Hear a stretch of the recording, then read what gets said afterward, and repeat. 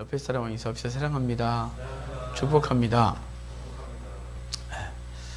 한 주간 동안 주의 백성 살로 수고가 많으셨습니다. 제목이 있습니다. 같이 읽겠습니다. 시작. 나는 그들의 하나님이 되리라. 아멘.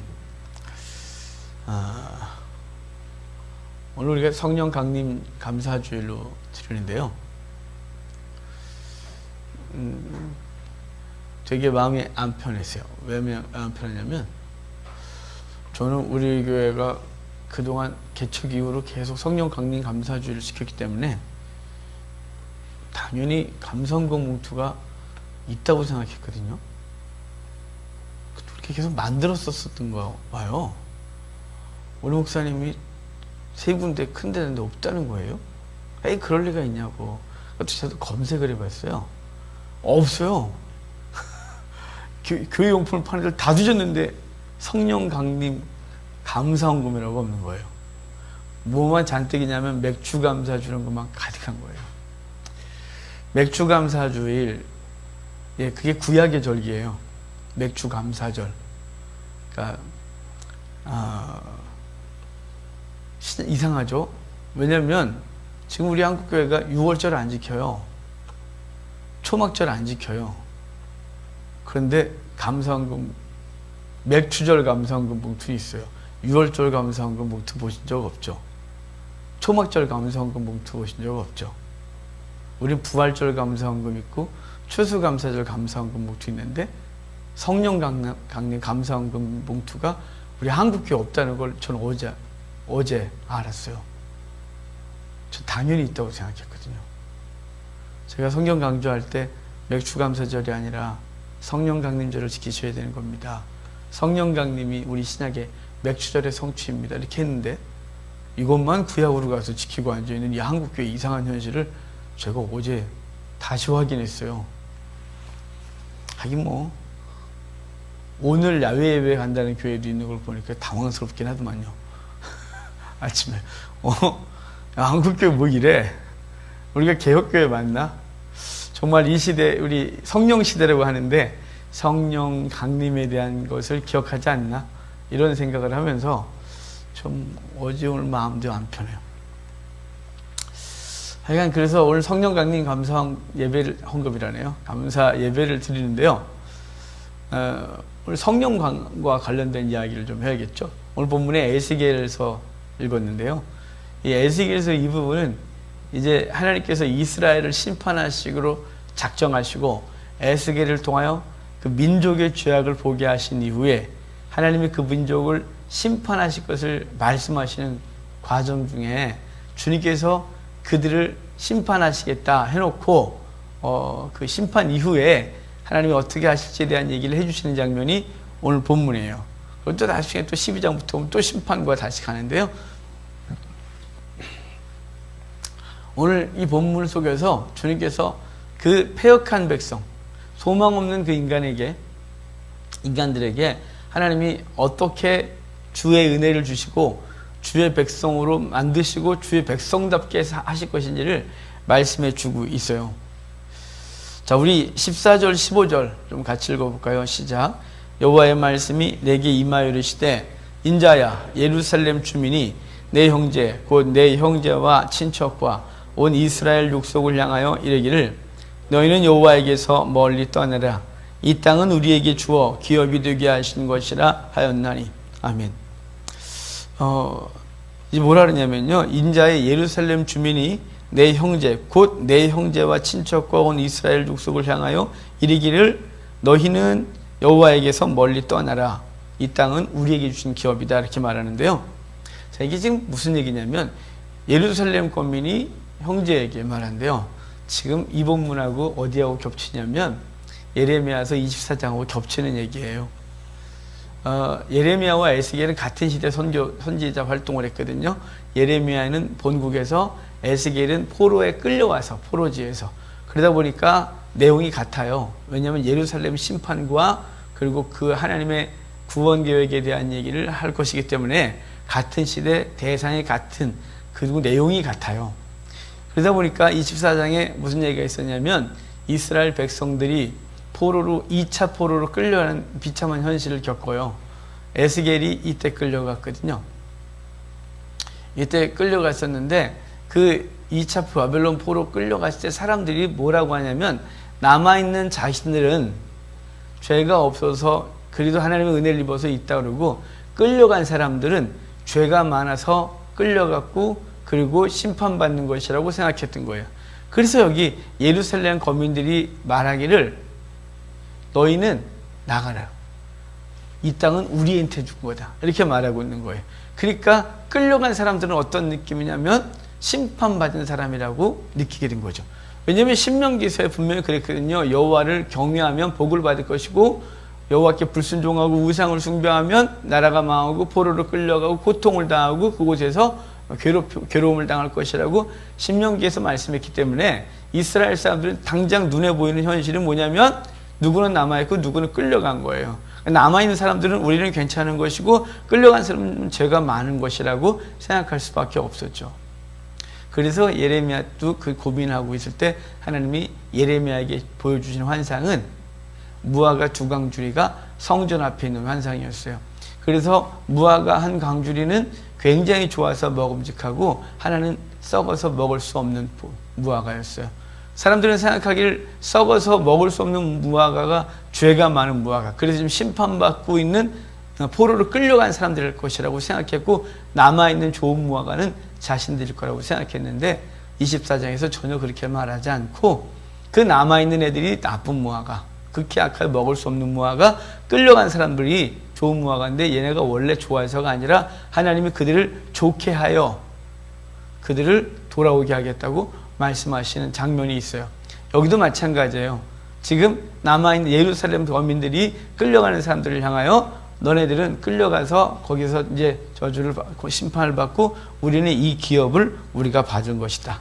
이 기업이 우리 것이 됐다. 라고 이렇게 말을 하고 있다는 걸 다시 거론하고 있는 거예요. 사람들은 지금 착각하고 있단 말이죠. 지금 현실의 안정이 우리에게 이제 복이다. 그리고 나는 하나님 앞에서 잘 살아가고 있다. 나는 하나님 앞에 복을 받았기 때문에 이 정도 누리고 있다. 라는 착각을 하게 하는 경향이 있어요. 그래서 선지사는 또 이렇게 표현했어요. 내가 부자인데 누가 내 죄악을 알겠냐? 내가 거짓 저울을 써서 부를 쌓았는데 누가 내 죄를 알겠냐? 왜냐하면 내 외형은, 내 삶의 외형은 부자고 편안함을 삶을 살고 있으니까 나는 사람들이 복을 받은 존재라고 생각할 것이라는 거죠. 그리고 자신도 그렇게 착각을 하고 살아가고 있는 거예요. 그런데 끌려간 사람들은 현실이 고통이에요. 현실이 너무 힘이 들어요. 그런데 하나님은 그 현실적으로 고통받고 객관적으로 벌받았다고 여기는 그 사람은 어떻게 되냐면 그 사람은 좋은 무화과가 되게 하여 돌아오게 하겠다 얘기를 하거든요. 여기도 같은 배경을 갖고 얘기한다 그랬잖아요.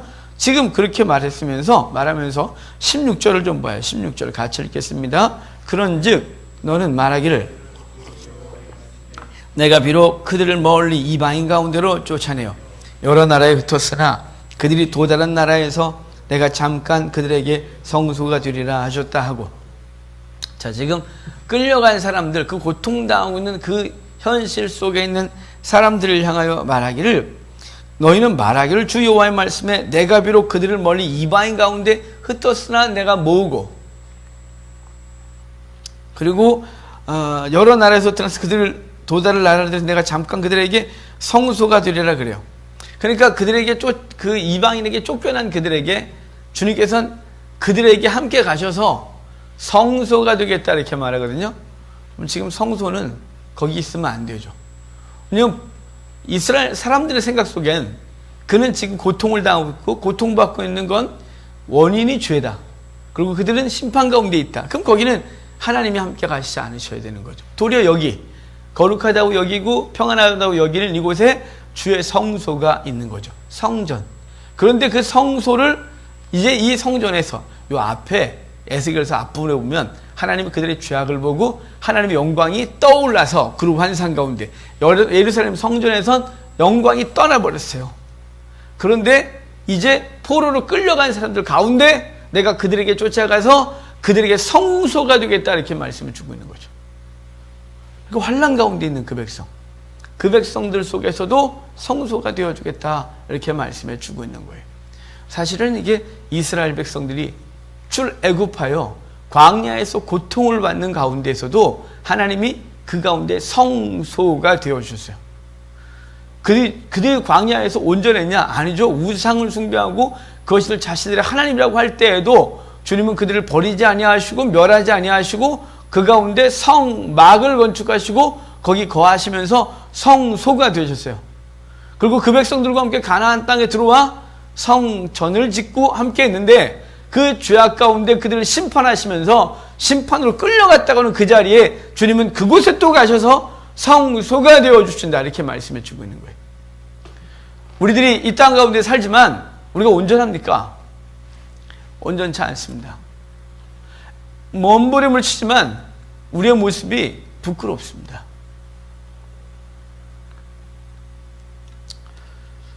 어제 한 분이 저하고 새벽 밤새도록 전화를 하셨어요. 제가 지금 졸려갖고 제정신으로 말을 해야 되는데 고민이에요. 오늘 설교를 어떻게 걱정이 태산 같아요. 헛소리를 할까봐. 그런데 그 고민이 뭐냐면 난 너무 더러워요. 난 하나님 앞에 설 수가 없어요. 내가 나 같은 게 어떻게 이거예요. 제가 계속해서 설득하고 아니에요. 하나님 우리 과거를 묻지 않으세요. 아니에요. 우리 모습이 각각 연약해요. 누군가는 드러났고 누군 드러나지 않았을 뿐이에요. 우리 하나님 앞에서 온전히 설 수 있는 존재는 아무도 없어요. 계속 설득을 하고 그분 울었다가 얘기했다가 울다가 얘기하다가 그랬어요. 여러분 그럼에도 불구하고 우리가 이 땅에 이제 심판 가운데 살아가고 있는 거죠. 여러분 우리는 태어나는 것과 함께 지옥의 형벌을 받고 살아가는 존재예요. 그럼 이 땅이 천국인가요? 우리 주님 안에 있기 때문에 하나님의 나라 Kingdom of God 마실레 투데우 이래요. 하나님의 나라 그게 하나님의 통치가 있는 나라 우리 살아가고 있어요. 그래서 우리 이 땅에 살지만 천국을 산다고 말해요. 근데 여러분 우리 냉정하게 돌아서서 예수님을 모를 때의 삶을 여러분 한번 되짚어 보시겠어요? 기억이 나시나요? 너무 오래돼서 다 까먹었나요? 세상에 있을 때 우리의 삶이 세상에 있을 때 우리의 삶은 육체적으로 좀 자유할 수 있었겠죠. 생각이 자유로울 수 있었을 거예요. 내가 하고 싶은 생각해도 죄책감이라는 게 들지를 않았으니까요. 내가 마음껏 내가 마음대로 살아도 뭐 그것에 대해 이렇게 윤리 도덕적인 것만 세상이 가지고 있는 기준만에 벗어나지 않으면 난 뭐 몰랐으니까요. 하지만 그 삶이 천국의 연주를 돌아보면 저는 제가 고등학교 3학년 때 주를 만난 이전에 제 삶을 생각해보면 저는 지옥이에요. 만약에 그때 저를 주님께서 만나주시지 않았다면 제 인생은 지옥 중에서도 가장 깊은 지옥을 살아갈 사람이라고 저는 생각해요. 주님이 만나주셔서 인생은 그렇게 넉넉하지 않고 인생은 그렇게 어렵지 않지만 주님 때문에 누리는 이 놀라운 자유함과 천국에 대한 소망과 이 땅에서 주님과 동행하는 즐거움은 세상이 줄 수가 없어요. 그 주님께서 그 저주받은 우리 가운데 우리 삶 가운데 오셔서 성소가 되어주겠대요. 그래서 그게 성소가 영원하지 않다는 거죠. 잠깐 그들에게 성소가 되리라. 잠깐. 여러분 이 땅은 주님께서 여기에 성소를 영원히 두려고 하지 않으셨어요. 잠깐 두시는 거죠. 영원한 나라, 저 영원한 나라에 거룩한 성전이 있고 그리고 그 안에서 영원히 주를 찬송하며 영원히 죄가 없는 고통도 슬픔도 아픔도 미움도 시기도 질투도 사단의 세력도 악한 권세의 세력도 없는 그곳에서 영원히 살 것인데 우리 이 땅에서도 비록 우리가 심판 가운데 저주 가운데 그리고 세상이라고 하는 사단의 영역 가운데 살아가고 있음에도 불구하고 주님이 성소가 되어주시고 있다 이렇게 말씀해 주고 있는 거예요. 여러분 그 성소가 되어주신 주님이 우리와 함께하고 있어요. 그래서 우리가 비록 이 땅에 광야 가운데 살고 있지만 그 광야 속에서도 천국을 누리고 사는 것이죠. 그래놓고 주님께서는 이제 놀라운 얘기를 해요. 자, 17절 같이 보겠습니다. 너는 또 말하기를 주 여호와의 말씀에 내가 너희를 만민 가운데서 모으며 너희를 흩은 여러 나라 가운데서 모아내고 이스라엘 땅을 너희에게 주리라 하셨다 하고, 내가 너희를 모으고 또 모아내고 그리고 이스라엘 내가 너희에게 주리라 이렇게 말해요. 모으고 모아내고 주겠대요. 주님께서 이렇게 말씀하세요. 주님께서 오시자마자 첫 번째, 이 땅에서 첫 번째 설교한 게 있어요. 나사렛에서 당신의 고향 가서 첫 번째 설교를 하셨거든요. 근데 그건 이사야서에 있는 말씀이죠. 이렇게 말씀하셨어요. 주의 성령이 내게 임하셨으니 이는 가난한 자에게 복음을 전하게 하시려고 내게 기름 부으시고 나를 보내서 포로된 자에게 자유를, 눈먼 자에게 다시 보게 함을 전파하며 눌린 자를 자유케 하고 주의 은혜를 전파하게 하려 함이라. 그러니까 주님께서 이 땅에 오셔서 뭐하냐? 눌린 자, 억눌린 자, 눈먼 자, 그들을 다 불러내어 하나님의 백성 되게 하는 일에 은혜의 해, 신년, 그 사망과 죄악 가운데, 그 보로 가운데 있었던 그들을 끄집어내어 주의 백성으로 만드시는 그 일을 하겠다고 주님이 오셨다는 거예요. 그래서 우리는 세상 가운데서 불러내서 하나님의 백성 됐죠. 그래서 우리가 교회라는 게 뭐라고요? 에클레시아 그랬어요. 바깥으로 부르다 이 말이에요. 불러서 모았어요. 그래서 우리는 이렇게 모여 있는 거예요. 세상에 온갖 죄와 사망 가운데 있어도 그들이 사망 가운데 있는지도 모르고 그 지옥인지도 모르고 그것이 영원할 거를 착각하며 그 지옥 속에서도 천국을 누리려고 하는 그 불쌍한 사람들 가운데서 우리를 끄집어내 진정한 천국이 무엇인지 알게 하시고 주의 백성으로 살게 하신 그 놀라운 은혜를 입었다 이 말이에요. 그런 그들에게 주님께서 하시는 일이 있어요. 자, 18절 19절 같이 읽겠습니다. 그들이 그리로 가서 그 가운데 모든 가지한 것을 제거하여 버릴지라. 내가 그들에게 한 마음을 주고 그 속에 새 영을 주며 그 몸에서 돌 같은 마음을 제거하고 살처럼 부드러운 마음을 주어. 아멘. 자, 주님께서 이제 그들을 거기서 끄집어내요. 그들 속에서 온갖 죄악들을 그들이 끊어내게 할 것이다.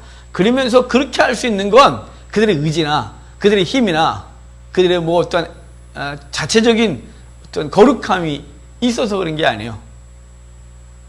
그런 게 아니라 내가 그들에게, 주체가 19절 봐요. 네 가지. 예레미야 24장도 똑같았거든요. 내가 그들에게 여호와라는 마음을 두어 그들로 옮겨서 심고 뽑히지 않게 하고 이렇게 했어요. 여기도 마찬가지예요. 내가 그들에게 한 마음을 주고 그 속에 새 영을 주며 그 몸에서 돌 같은 마음을 제거하고 살처럼 부드러운 마음을 주어. 그러니까 하나님이 그들에게 마음을 주겠대요. 새 영을 주겠대요. 새 영, 뉴 스피릿이에요.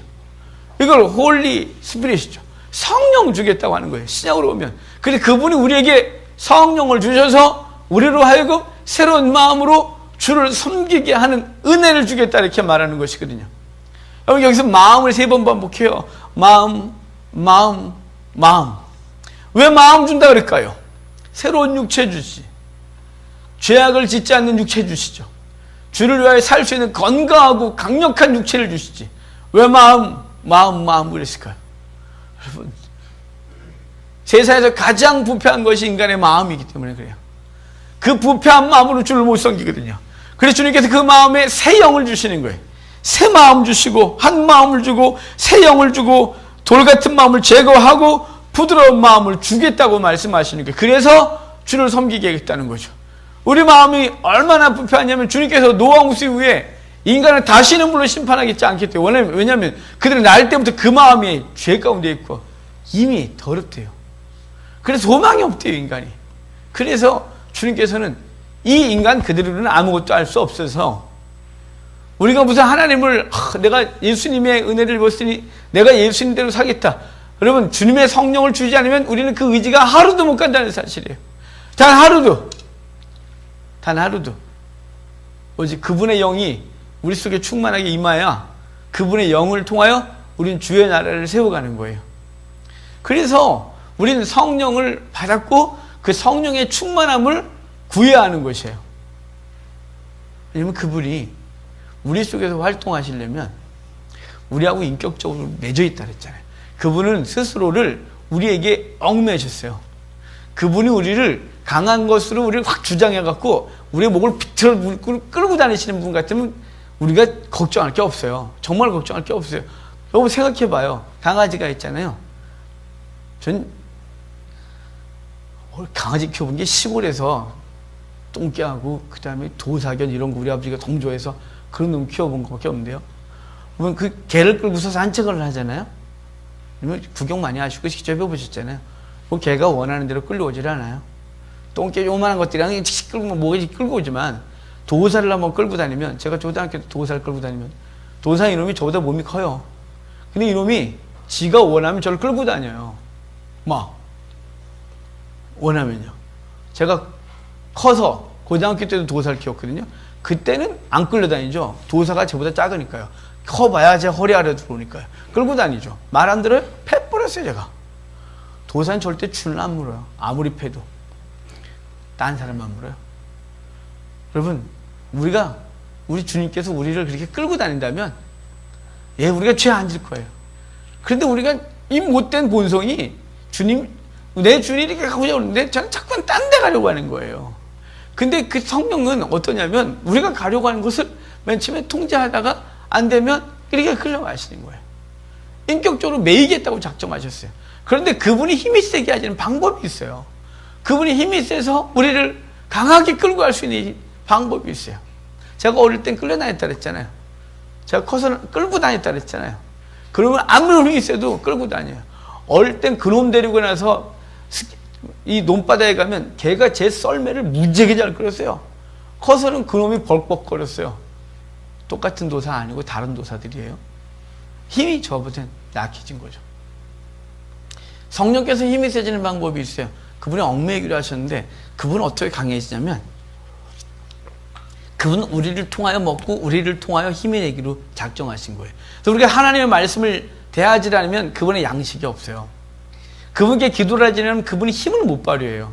그래서 내가 끌고 다니는 거예요. 그분을 막 내 죄의 자리에 내가 죄 지면서 막 그래놓고 주여 날 좀 붙들어 달래요. 아니 그분이 무슨 힘이 있어 붙들어요. 그분이 철저히 나한테 매기로 했다니까요. 그리고 그분 탄식으로 기도하세요. 제발 나 힘 좀 나게 해줘. 나 힘 좀 나게 해줘. 그러려면 어떡하냐면 네가 말씀 좀 먹어. 나하고 영적 교통 기도 좀 하자. 그러면 그분이 우리가 먹는 그 성경을 통하여 그분이 양식을 삼고, 그리고 우리의 기도를 통하여 그분은 그거를 에너지로 만드셔서 이제는 우리가 그분을 끌고 다니는 게 아니라 그분이 우리를 인격적으로 이끄시는 거죠. 그래서 죄의 자리가 아니라 그분이 원하시는 자리로 가게 되는 거예요. 그러니까 성령의 충만함을 받으라. 그럼 내가 충만을 무슨 막 어떻게 만들어내는 게 아니라, 그 충만을 받는 방법은 붙어 있는 건데, 그 붙어 있으려면 붙어 있는 게 뭐냐면 말씀을 읽고, 그리고 시간을 정하고 무릎을 꿇고 하나님 앞에 기도를 하는 거예요. 그거 없이는 우리가 절대로 그분의 주권 가운데, 그분의 인도하신 가운데 살 방법이 없어요. 우리가 그분을 이긴다니까요. 이 못된 죄성이 우리가 그분을 이겨요. 그래놓고 이렇게 말해, 왜 나를 안 이끄시냐고, 왜 나를 이렇게 내버려 두시냐고. 아니 그분이 언제 내버려 뒀어요? 우리 속에 탄식하고 기도를 하고 있는데 우리 속에 그 소리가 안 들려요? 그분이 울면서 기도하신 소리가 안 들리나요? 탄식으로 이렇게 가면 안 되는 거라고 말씀하신 주의 소리가 들려야죠. 그게 안 들릴 정도로 묻어져 있다면 우리 심각한 거예요. 아주 심각한 거예요. 몸뚱아리만 교회에 와 있는 거예요. 그리고 자기는 예수를 믿고 있다고 착각하고 있는 거예요. 아니죠. 그분과 인격적 교제가 맺어져 있지 않고 인격적 교제가 소원해져 있어서 멀리 그분의 소리가 저 메아리처럼 조그맣게밖에 안 들린다면 심각해져 있는 거예요. 내 삶이 아무리 평안하고 하는 것마다 잘 돼도 그거는 썩어 문드러진 무화과와 같은 거예요. 근데 비록 내 삶이 어렵고 힘들어도 그분의 소리가 잘 들리고 그분과 한 걸음 한 걸음 가고 있으면 반드시 때가 되면 그분이 여기 새 마음을 주고 새 영을 주어서 우리를 부드러운 마음으로 주와 교통하는 존재가 되게 하시는 그 과정들을 겪고 있다는 사실이에요. 주님께서 그걸 우리에게 허락하신 거예요. 그리고 20절에 보면 그러잖아요. 내 율례를 따르며 내 규례를 지켜 행하게 하리니. 자, 그 끝부분 같이 읽겠습니다. 그들은 내 백성이 되고 나는 그들의 하나님이 되리라. 이게 궁극적인 목적이에요. 주님께서 이 땅을 창조하시고 타락한 이후에 다시 그분이 길을 여시고 예수 그리스도를 보내신 이유는 그분은 내 하나님이 되고 나는 그의 백성이 되게 하고자 하신 그게 목적인 거예요. 그거 이루려고 지금까지 하고 계신 거예요. 그거 이루려고 우리 가운데 성령 주신 거예요. 하나님은 내 하나님이 되고 나는 그의 백성이 되고자 하는 그걸 맺으시려고, 그 교통을 깊게 하시려고, 그것 때문에 아들이 오신 거고 아들이 죽으셨고 보혜사 성령 보내서 그분이 더러운 우리의 심령에 거하시면서 더럽다 아니하시고 기꺼이 그 안에서 우리와 같이 교통하시고 우리에게 천국을 주시는 분이 되셨습니다. 주님의 궁극적인 목적이 우리의 하나님 되시고 우리는 그의 백성이 되고자 함이에요. 이해가 되십니까? 그러려면 그분의 영으로 충만해져야죠. 이분은 그분의 주권 가운데 계속 이루세요. 그분이 이루셨거든요. 내가 너희와 함께 하리라. 이사야서 7장에 임마누엘 그랬어요. 마태복음 1장에 예수님의 탄생을 예언하면서 두 가지 이름을 줬어요. 하나는 예수라 하라, 하나는 임마누엘이라 하라. 그리고 그 임마누엘, 그것은 성령 강림으로 성취되죠.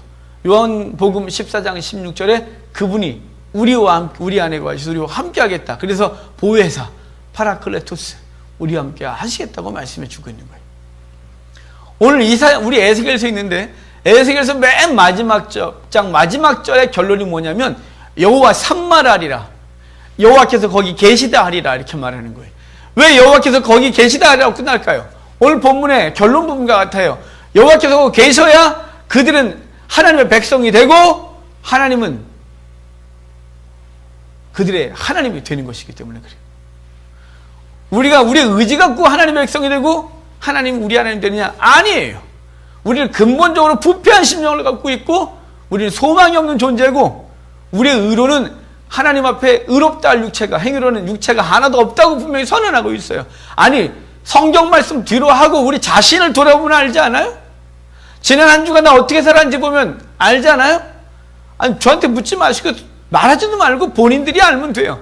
충분히 알아요. 우리가 얼마나 악한 생각들이 우리 속에 끌어오르며 겉으로는 이미 훈련되어서 행동은 없다 할지라도 내 마음속 깊은 곳에 있는 탐욕과 우상숭배와 살인과 음란과 이 모든 것이 우리를 얼마나 쓰레기장같이 만들었는지를 본인이 잘 알아요. 우리는 안 돼요. 그래서 뭐로 할까요? 성령으로요. 성령을 우리한테 주신 거예요. 여호와 산말하리라, 하나님께서 우리와 함께 거기 계시다 하리라. 여호와께서 심령 가운데 있는 거예요. 여호와 산말하리라. 그분이 떠났었잖아요. 이가 못했었어요. 그래서 심판이 있었던 거예요. 에덴에서 우리를 쫓아냈었어요. 우리 완전히 멸망했어요. 소망 없는 존재였어요. 그런데 예수 그리스도가 오셔서 열어 보여주시고 그분이 길 되셔서 그 관계를 회복했어요. 여호와 산말하리라, 임마누엘, 보혜사 성령을 보내셔서 그것을 성취하셨어요.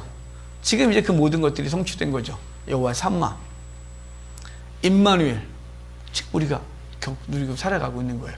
그 이유가 뭐라고요? 하나님은 나의 하나님 되시고 우리는 그의 백성이 되는 것이죠. 이거 위해서 주님께서 이렇게 하신 거예요. 여러분, 이제 이 성령 강림절에 나는 어떻게 살까 고민하셔야죠.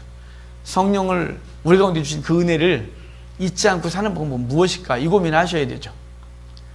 인격적 교제가 풍성해지기 위하여 주의 말씀을 자주 대하십시오.